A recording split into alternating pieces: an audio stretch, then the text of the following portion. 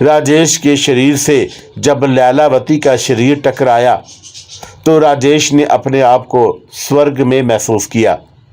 उसने लैलावती को बड़ी मजबूती से अपनी बाहों में भर लिया। लैलावती ने राजेश को 3 बोसे दिए तो राजेश बिल्कुल पागल हो गया। वो इतना मस्तूर हो गया कि उसकी समझ में ना आई कि वो कहाँ है और क्या कर रहा है।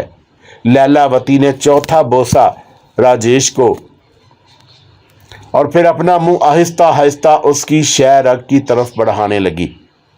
राजेश को लैलावती की बिगड़ती हुई शक्ल नहीं दिखाई दे रही थी। लैलावती ने जब अपना मुंह खोला तो 2 नोकीले और लंबे दांत खुद ब खुद ही बाहर आ गए। लैलावती ने राजेश की गर्दन पर अपनी गिरफ्त मजबूत करके एकदम अपने नोकीले और खौफनाक दांत उसकी शह रग में गाड़ दिए और चप्पड़ चप्पड़ की तेज आवाज के साथ राजेश का गरम गरम खून अपने मैदे में उतारने लगी। अस्सलामु अलैकुम दोस्तों, पेशे खिदमत है आज की हॉरर स्टोरी हवेली का खंडर एपिसोड नंबर 10।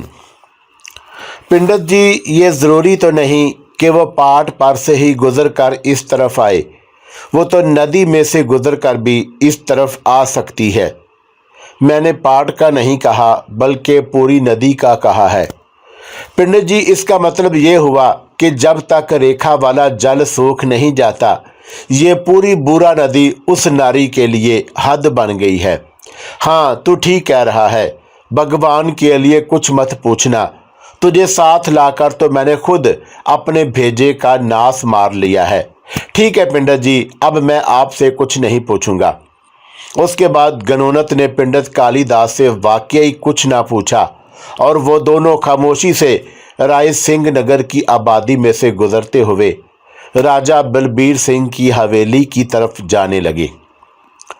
लैलावती अपने चेहरे पर शैतानी मुस्कुराहट सजाए खंडर से जब बाहर निकली तो उसे रोशनी का एक कुंडल आगे पीछे हरकत करता हुआ नजर आया। वो फौरन समझ गई कि ये लालटेन की रोशनी है और कोई रात का राही राय सिंह नगर की तरफ जा रहा है। उसने सोचा कि अगर मैं खंडर से निकलकर उसके सामने गई तो वह यही समझेगा कि मैं कोई भूत प्रेत हूँ और डर के मारे भाग जाएगा, लिहाजा उसे जाने दूं और बाद में किसी घर में घुसकर कोई सुंदर सी गुदारिये हुए शरीर वाली कन्या देखूं। उसे तो कामनी के जवान खून का नशा अभी तक चढ़ा हुआ था। शायद इसीलिए आज उसने अपने इतने करीब के शिकार को छोड़ दिया था।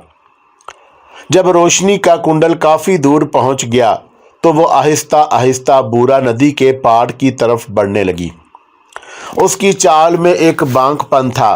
मर्दों को लुभाने के लिए जिन चीज़ों की ज़रूरत होती है उन चीज़ों से लैलावती मुकम्मल तौर पर लैस थी। उन्हीं चीज़ों से वो कोई अप्सरा लगती थी। जब लैलावती ने अपना कदम नदी के पाड़ पर रखने के लिए उठाया तो वह बुरी तरह तड़प कर पीछे हटी। उसे यूं लगा जैसे उसने अपना कदम अग्नि में रख दिया हो। वो अपने पाँव को हाथ से सहलाने लगी। पाँव को सहलाने के बाद वह ज़मीन पर बैठकर बड़े गौर से नदी के पाड़ के किनारे को देखने लगी। उसे पाड़ के साथ ज़मीन पर की एक लकीर सी नज़र आई। वो फौरन समझ गई कि पानी की यही लकीर उसे आगे जाने से रोक रही है।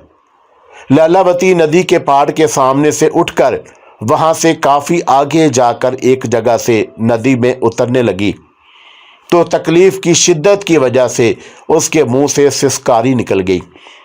वो नदी के किनारे से एकदम पीछे हट गई। गुस्से की वजह से उसका रंग सुर्ख हो गया। उसने फौरन ज़मीन पर बैठकर अपनी उंगली से मुस्ततील बनाई। फिर उसी मुस्ततील में अपनी उंगली से ही आड़ी तिरछी लकीरें लगाकर वो मुँह ही मुँह में कुछ बदबदाने लगी। थोड़ी देर तक बदबदाने के बाद उसने मुस्ततील पर फूंक मारी तो पूरा राय सिंह नगर दिखाई देने लगा। लैलावती को पूरे राय सिंह नगर में इस वक्त सवाई 2 आदमियों के और कोई भी दिखाई नहीं दे रहा था। उन 2 आदमियों में से एक ने दाएं हाथ में लालटेन जबकि बाएं हाथ में लिपटे हुए कुछ कपड़े पकड़े हुए थे, जबकि दूसरे शख्स के पास कुछ भी नहीं था। लैलावती फिर भी उसके एक हाथ को बड़े गौर से देख रही थी। लैलावती की नज़र उस शख्स के हाथ की उस उंगली पर जमी हुई थी जिस पर एक बाल लिपटा हुआ दिखाई दे रहा था। लैलावती कुछ देर तक उस शख्स को गुस्से से देखती रही, फिर एकदम ही उसने मुस्ततील पर हाथ फेरकर उसकी सारी लकीरें मिटा डाली, जिससे राय सिंह नगर का सारा मंजर गायब हो गया। लैलावती वहां से उठकर इंतहाई गुस्से के आलम में अपनी किसी जवान गुदारी हुए शरीर वाली कन्या के खून पीने की हसरत लिए वापस हवेली के खंडर की तरफ मुड़ गई। पंडित कालीदास और गनूनत सिंह जब हवेली में दाखिल हुए तो गेट पर खड़े दरबान से पूछने पर उन्हें मालूम हुआ कि राजा बलबीर सिंह सो चुका है। वो कई दिनों से नहीं सोया था, इसलिए तमाम दरबारियों ने इसरार करके उसे सोने पर मजबूर कर दिया था। पंडित कालीदास ने दरबान से कहा कि हम राजा बलबीर सिंह को बहुत अहम बात बताना चाहते हैं, पर अब वो बात गनूनत ही राजा बलबीर सिंह को बता देगा, क्योंकि आज हम एक ऐसा जाप करेंगे जिसके बाद कल की रात तक हमें चुप का व्रत रखना पड़ेगा। अगर कल रात से पहले हम उस चुप के व्रत में बोल गए तो हमारी जाप की सारी तपस्या भरशट हो जाएगी और हम कभी नहीं चाहेंगे कि हमारी जाप की कड़ी तपस्या भरशट हो जाए। ये बात तुम सबको बता देना कि कल रात तक हमसे कोई भी मिनश बात करने की कोशिश ना करे और ना ही हमारी तरफ आए। पंडित जी, मैं खुद ही ये बात सबको बता दूंगा।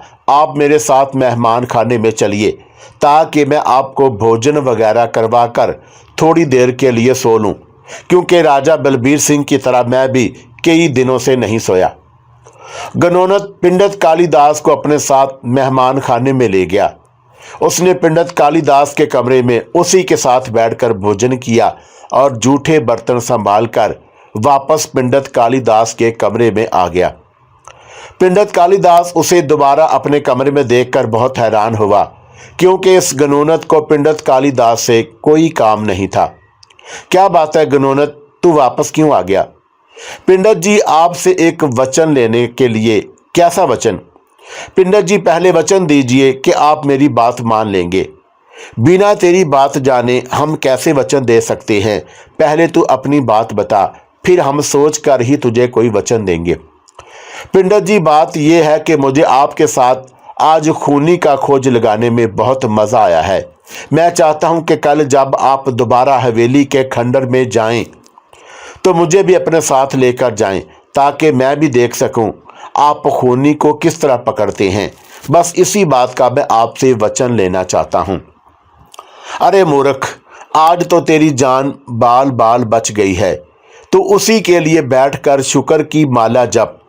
आज रात तो मैं इसलिए वापस आ गया हूं कि मैं तैयारी में नहीं था, परंतु जाप करने और चुप का व्रत रखने के बाद मेरी तैयारी मुकम्मल हो जाएगी और कल रात मैं वापस नहीं आऊँगा, बल्कि खूनी के साथ डट कर मुकाबला करूँगा। इस मुकाबले में क्या पता खूनी ही जीत जाए, फिर तेरी जान तो ख्वाह मख्वाह ही खतरे में पड़ जाएगी और मेरे ख्याल में तू नहीं चाहेगा कि तेरी जान खतरे में पड़े। पंडित जी, मुझे पूरा विश्वास है कि आपके साथ मेरी जान खतरे में नहीं पड़ सकती, लिहाजा कृपा करके मुझे उससे अपने साथ ले जाने से इनकार मत करें। अरे मूर्ख, तू क्यों अपनी जान का बैरी हो गया है? छोड़ ये बचपने की बातें।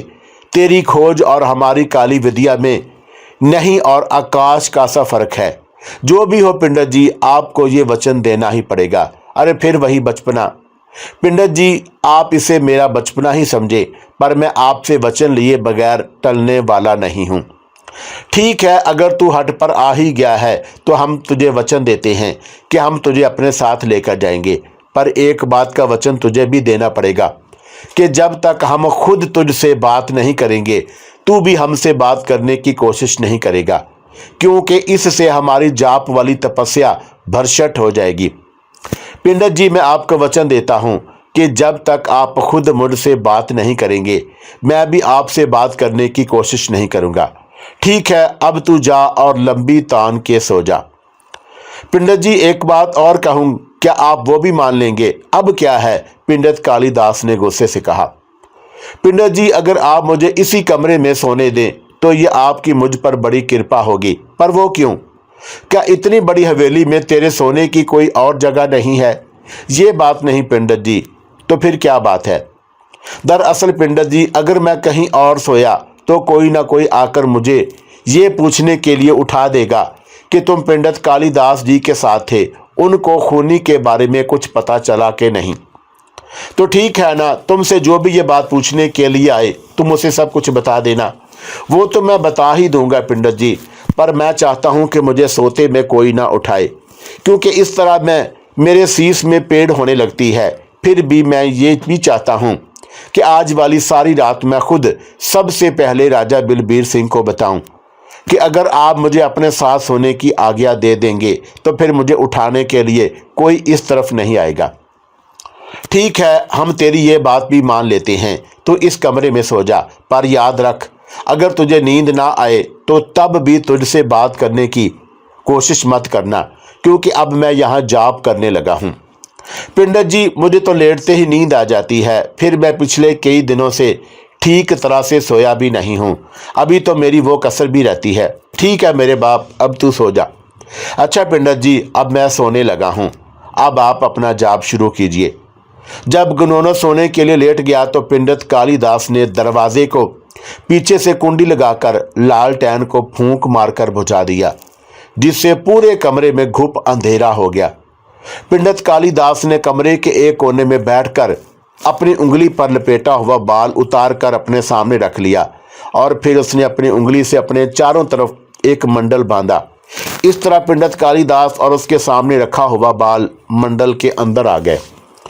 मंडल में बैठकर पंडित कालिदास ने दोनों हाथ अपने जानुओं पर रखकर अपनी आंखें बंद करके मुंह ही मुंह में कुछ पढ़ना शुरू कर दिया।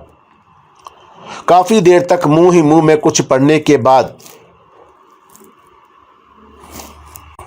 पंडित कालिदास ने अपनी आंखें खोले बगैर ही अपना एक हाथ आगे बढ़ाकर सामने रखा हुआ बाल उठाकर उस पर फूंक मारी और उसे वापस अपनी जगह पर रखकर दोबारा मुंह ही मुंह में कुछ पढ़ने लगा।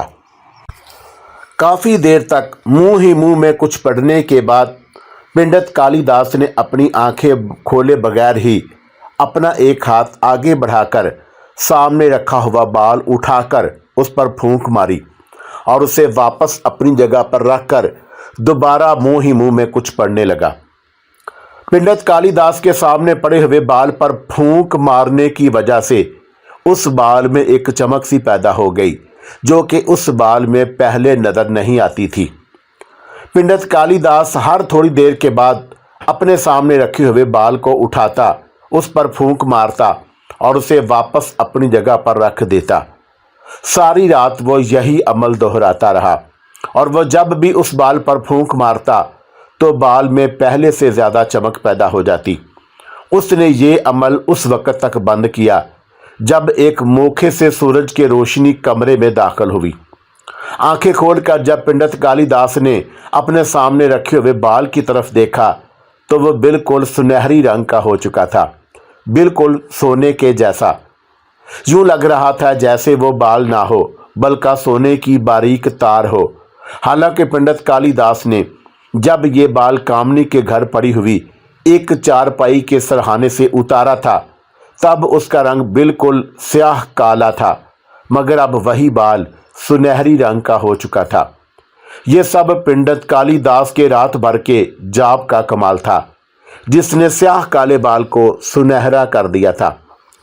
पंडित कालिदास उस सुनहरे बाल को दोबारा अपनी उंगली के ऊपर लपेट पर मंडल से बाहर निकल आया। उसने गनूनत की तरफ देखा तो वो बेगम सो रहा था। पंडित कालिदास कमरे का दरवाज़ा खोलकर बाहर निकल आया और इस ख्याल से कि दरवाजे को आगे से कुंडी लगा दी कि कोई गनूनत को सोते में तंग ना करे, क्योंकि इसी डर की वजह से तो वह पंडित कालिदास वाले कमरे में सोया था और पंडित कालिदास इस वक्त हवेली से बाहर जा रहा था। पंडित कालिदास ने सोचा कि अगर मेरी वापसी से पहले गनूनत उठ गया तो वो खुद ही दरवाजा अंदर से खटखटाकर कुंडी खुलवा लेगा। दरवाजे को आगे से कुंडी लगाने के बाद पंडित कालिदास मेहमान खाने से निकलकर हवेली के गेट पर पहुंचा तो वहां पर दरबान ने पंडित कालिदास को प्रणाम किया, जिसका पंडित कालिदास ने कोई जवाब ना दिया। दरबान को तुरंत ही ख्याल आया कि आज तो पंडित कालिदास जी ने चुप का व्रत रखा हुआ है, लिहाजा आज उन्होंने किसी से और किसी ने उनसे कोई बात नहीं करनी, क्योंकि इससे उनकी जाप वाली सारी कड़ी तपस्या भरशट हो जाएगी। जब पंडित कालिदास हवेली के गेट से बाहर निकला तो उसका रुख शमशान घाट की तरफ था। वो बड़े एतमाद के साथ चलता हुआ शमशान घाट पहुंच गया, जहां जमीन पर हर तरफ राख ही राख बिखरी हुई दिखाई दे रही थी। पंडित कालिदास को राख की 3-4 छोटी छोटी ऐसी ढेरियां नजर आईं, जिनको हवा पूरे शमशान घाट में बिखरा रही थी। राख की ये ढेरियां शायद कामनी और उसके परिवार वालों की थीं। पंडित कालिदास ने राख की एक ढेरी में से चुटकी भर राख उठाकर अपने हाथ की उस उंगली पर मल ली जिस पर उसने सुनहरा बाल लपेटा था। शमशान घाट से पंडित कालिदास बूरा नदी की तरफ जाने लगा। शायद उसका इरादा हवेली के खंडर में जाने का था, क्योंकि पंडित कालिदास का रुख बूरा नदी के पाट की तरफ था। वो नदी के साफो शिफाफ पानी को देखता हुआ पाट पर पहुंचकर एक लम्हे के लिए उस जगह रुककर नीचे जमीन पर देखने लगा, जहां पर रात को उसने जल से एक रेखा खींची थी। जल अब सूख चुका था, लेकिन रेखा अब भी बाकी थी। पंडित कालिदास उस रेखा को देखकर मुस्कुराता हुआ आगे बढ़ गया। अब वो खंडर की तरफ जा रहा था। चलते चलते जब वो खंडर वाले रास्ते पर मुड़कर उस जगह पर पहुंचा जहां से वो रात को वापस आ गया था, तो रुक कर उसने हवा में एक ठोकर मारी कि जैसे वो अपने रास्ते में से किसी को हटा रहा हो या अपने सामने किसी नादीदा रुकावट की मौजूदगी को महसूस करना चाह रहा हो। वहां से पंडित कालिदास खंडर के सलामत हिस्से के सामने जाकर रुक गया। अगरचे खंडर के उन कमरों में अंधेरा था, लेकिन पंडित कालिदास को फिर भी हर चीज साफ दिखाई दे रही थी। शायद ये भी रात वाले जाप का ही कमाल था। पंडित कालिदास खंडर के उस हिस्से में दाखिल होकर अपने चारों तरफ देखता हुआ आगे ही आगे बढ़ने लगा। काफी आगे जाकर उसे एक दीवार नजर आई, जिसके साथ उखड़े हुए फर्श पर जा बजा बड़े बड़े खून के धब्बे नजर आ रहे थे। पंडित कालिदास ने उन धब्बों पर ही बैठकर अपनी उंगली से अपने इर्द गिर्द एक मंडल खींचा। मंडल में वो अपना मुंह दीवार की तरफ करके 2 जानू होकर बैठ गया। पंडित कालिदास ने अपने उस बाजू को, जिसके हाथ की उंगली पर बाल लपेटा हुआ था, दीवार की तरफ इस तरह सीधा कर दिया कि जैसे वो इस दीवार को पीछे धकेलना चाह रहा हो या धकेल रहा हो। जबकि अपने दूसरे हाथ को जानू पर रखकर उसने अपनी आंखें बंद करके ऊंची आवाज में कुछ पढ़ना शुरू कर दिया। वह जू पढ़ता जा रहा था, तू वह दीवार हिलती हुई महसूस हो रही थी। यूं ही पढ़ते पढ़ते पंडित कालिदास ने एकदम खड़े होकर अपना हाथ दीवार पर रखकर अंदर की तरफ धक्का दे दिया। पूरी की पूरी दीवार चश्मे जोन में अंदर यानी पीछे की तरफ जा गिरी, जहां एक बहुत बड़ा कमरा था। दीवार के अंदर की तरफ गिरते ही बदबू का एक तेज भभका पंडित कालिदास की नाक के साथ आकर टकराया। पंडित कालिदास का चेहरा खुशी से खिल उठा, जैसे उसने बहुत बड़ा मैदान मार लिया हो या बहुत बड़ी फतेह हासिल कर ली हो। पंडित कालिदास तो पहले वहीं खड़ा रहकर कमरे को देखता रहा, फिर उसने अपनी एक उंगली दीवार की पूरी बुनियाद पर फेर दी, यानी जिस पर दीवार गिरी थी। बुनियाद पर उंगली फेरने के बाद वो मुस्कुराता हुआ वापस मुड़ गया। दीवार गिराने तक का उस अमल में पंडित कालिदास को दोपहर वहीं पर हो गई थी। जब वो वापस राजा बलबीर सिंह की हवेली पहुंचा तो हवेली में एक जगह उसका आमना सामना राजकुमार जगजीत सिंह से हो गया। शायद वो पंडित कालिदास से कुछ पूछना चाहता था, लेकिन पंडित कालीदास उसे नजरअंदाज करता हुआ आगे बढ़ गया, जबकि राजकुमार जगजीत सिंह टापता ही रह गया। पंडित कालीदास अपने दरवाजे की कुंडी खोलकर जब कमरे में दाखिल हुआ तो आगे गनुनत अभी तक घोड़े बेचकर सो रहा था। पंडित कालीदास भी एक बिस्तर पर लेटते ही सो गया। पंडित कालीदास जब सोकर उठा तो कमरे में अंधेरा था। उसने गनुनत की तरफ देखा तो हैरान रह गया, क्योंकि वह अभी तक सो रहा था। वो उठकर गनुनत के पास चला गया और उसे उठाने लगा। गनुनत ने बड़ी मुश्किल से आंख खोली तो पंडित कालीदास को अपने सामने बैठा हुआ पाकर फौरन ये कहना चाहा, पंडित जी, आपने मुझे सुबह ही सुबह क्यों जगा दिया है? फिर एकदम ही गनुनत को याद आया कि पंडित जी ने तो कहा था कि मुझसे बात करने की कोशिश मत करना। ये बात याद आते ही उसने अपने मुंह पर हाथ रख लिया और सवालिया नजरों से पंडित कालीदास की तरफ देखने लगा। अरे उठ जा, आखिर कब तक यूं ही पड़ा सोता रहेगा? क्या खंडर जाने का इरादा नहीं है? अरे क्या यूं टुकर टुकर देखे जा रहा है? मुंह से हाथ हटाकर कुछ बक। पंडित जी, आपने खुद ही कहा था कि कल रात तक मुझसे कोई बात करने की कोशिश मत करना, और अब आप सुबह ही सुबह खुद मुझसे बातें कर रहे हैं। अरे मूर्ख, कौन सी सुबह ही सुबह? ये रात है, रात। तो पंडित जी, क्या आपने अभी अपना जाप शुरू नहीं किया? जाप के बच्चे, ये अगली रात है। नहीं पंडित जी, ये कैसे हो सकता है? हर बात पर बकवास ना किया कर। पंडित जी, ये कैसे हो सकता है? पंडित जी, वो कैसे हो सकता है? कल रात से तू अभी तक सो रहा है। अगर हमने तुझे अपने साथ ले जाने का वचन ना दिया होता तो हम तुझे कभी भी ना उठाते। हम खंडर की तरफ जा रहे हैं। अगर तूने हमारे साथ जाना है तो चल, पर बेहतर यही है कि तू हमारे साथ उधर मत जा। क्यों ना जाऊं? मैं तो आपके साथ जाऊंगा। ठीक है, फिर उठ जा, हम बाहर निकल रहे हैं। गनुनत ने एकदम बिस्तर से उठकर लालटेन जलाई और पंडित कालीदास के पीछे पीछे दरवाजे से बाहर निकला तो सामने राजकुमार जगजीत सिंह और मंत्री कैदोराज उसी तरफ आ रहे थे। अगरचा रात हो जाने की वजह से अब पंडित कालीदास का चुप रहने वाला व्रत खत्म हो चुका था, लेकिन पंडित कालीदास ने फिर भी उन दोनों से कोई बात ना की, क्योंकि वो जल्द अज जल्द खंडर पहुंचना चाहता था। जबकि राजकुमार जगजीत सिंह और मंत्री कैदोराज ने इसलिए पंडित कालीदास से कोई बात ना की कि वो समझ रहे थे कि पंडित जीत का व्रत अभी तक खत्म नहीं हुआ। लेकिन उन दोनों ने गनुनत को रोककर पूछा, गनुनत, कुछ पता चला खूनी का? राजकुमार जी, मैं वापसी पर आपको सब कुछ बता दूंगा, परंतु इस समय जरा जल्दी में हूं। अरे रुक तो सही, बात तो सुन, ऐसी भी क्या जल्दी है?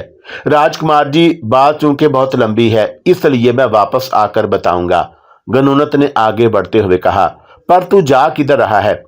मैं पंडित जी के साथ खंडर की ओर जा रहा हूं। इतने में गनुनत उन दोनों से बहुत आगे चला गया था। मंत्री कैदोराज ने पीछे से कुछ कहा भी, लेकिन गनुनत को उस बात की कुछ समझ में ना आई, क्योंकि वो दौड़कर पंडित कालीदास के साथ पहुंच चुका था। हवेली के गेट से बाहर निकलते ही गनुनत बोला, पंडित जी, क्या आप भी मेरी तरह सो गए थे? सोया तो था, पर तेरी तरह नहीं सोया था। क्या मतलब? मैं कुछ समझा नहीं। मतलब ये कि मैं आज दोपहर को सोया था।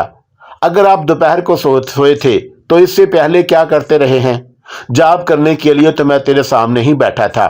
फिर सुबह को मैं जरा खंडर की तरफ गया था। क्या क्या कहा आपने? आप सुबह खंडर गए थे और मुझे बताया तक नहीं। एक तो तू सो रहा था, दूसरा उस वक्त तुझे अपने साथ ले जाना कुछ ठीक भी नहीं था। पर क्यों पंडित जी? बस बात ही कुछ ऐसी थी। फिर भी पंडित जी, ऐसी भी क्या बात थी जो आप मुझे अपने साथ लेकर नहीं गए? अरे मूर्ख, तू वहां बोल पड़ता और मुझे भी बोलने पर मजबूर कर देता। इस तरह मेरी तपस्या भरसट हो जाती।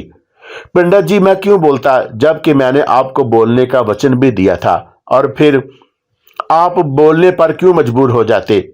एक तो मैं तेरी इस हुज्जत निकालने वाली स्वभाव से बहुत तंग हूं। बात यह थी कि वहां मैंने एक भेंत गिरानी थी और तू उस भेंत के प्रसंग मुझसे पूछे बगैर ना रह सकता।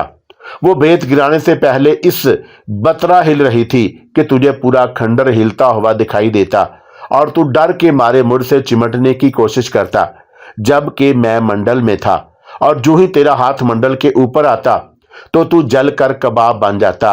जाहिर सी बात है मैं बरत तोड़कर तुझे रोकने की कोशिश करता, इस तरह सारे किए कराने पर पानी फिर जाता, फिर तो आपने वो भेंत गिरा दी होगी। हाँ बिल्कुल, मैं वो भेंत गिराकर ही वहां से वापस आया था।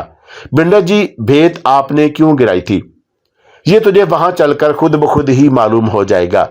पिंडत जी, ये कहीं वही भेद तो नहीं जिसके पास फर्श पर खून के बहुत बड़े बड़े धब्बे थे और जिसके प्रसंग मैंने आपको बताया था कि यूं लगता है जैसे इस भेद के पीछे से कोई राजकुमार करनील सिंह की लोथ को उठाकर भेद के इस तरफ लाया है और वो भेद बाद में खड़ी की गई है ताकि कोई आगे ना जा सके। गुरुनाथ, तू भी बहुत ही सियाना। पिंडत जी, क्या मैं ठीक कह रहा हूं? हाँ तो हाँ, तू बिल्कुल ठीक कह रहा है। इस भेद के पीछे क्या था? एक बहुत बड़ा गुप्त कमरा था। और उस कमरे में क्या था? क्या सब कुछ यहीं पूछ लेगा, वहां के लिए कुछ नहीं छोड़ेगा? वैसे अभी मैं खुद भी उस कमरे में नहीं गया क्योंकि मेरी काली विद्या के अनुसार भेद को सुबह गिराना था और कमरे में रात को दाखिल होना था। अब तो तेरे मन को शांति मिल गई होगी। हाँ पिंडत जी, अब मेरे मन को शांति मिल गई है। पर पिंडत जी, रात को सोते समय मेरे भेजे में एक नई बात आई थी। मैंने वो इसलिए वो बात आपसे नहीं पूछी क्योंकि आपने जाप शुरू कर दिया था। अरे तू किस मट्टी का बना हुआ है? मैं तुझे खामोश रहने का कह रहा हूं, पर तू है कि कुछ ना कुछ बोलता ही चला जा रहा है। चल बक, तुझे क्या नई बात सूझी है? पिंडत जी, आपने भेरवी की साड़ी सूंघकर यह कोनत लगाया था कि कमरे में दो नारियां थीं और उनमें से एक चड्डू थी। मुझे यह नई बात सूझी है कि आपको यह कैसे पता चला कि इन दोनों में से केवल एक चड्डू है या थी? आपको यह भी तो सूझ सकती थी कि वो दोनों ही चड्डू थीं। पंडित कालिदास को गुरुनाथ की इस बात पर इंतहाई गुस्सा आया और उसने जहर भरी आंखों से गनुनाथ की तरफ देखते हुए कहा, ये तू पूछना चाहता है मुझे कैसे पता चला कि उनमें से केवल एक ही चड्डू थी? शायद तू भूल गया है कि मैं एक मंत्री हूं और काली विद्या जानता हूं, और शायद तू यह भी भूल गया है कि मैं मनुष्य की नसों में दौड़ते हुए लहू की परख भी कर लेता हूं। मुझे तो यह बात मेरी विद्या ने बता दी कि उन दो में से एक चड्डू थी, पर अब तुझे मैं एक और बात बताता हूं। तू एक बहुत बड़ा छनरा है। क्या? पंडित कालिदास की बात सुनकर गनुनाथ की आंखें फट गईं और मुंह खुले का खुला रह गया। पंडित कालिदास ने इंतहाई जले हुए लहजे में कहा,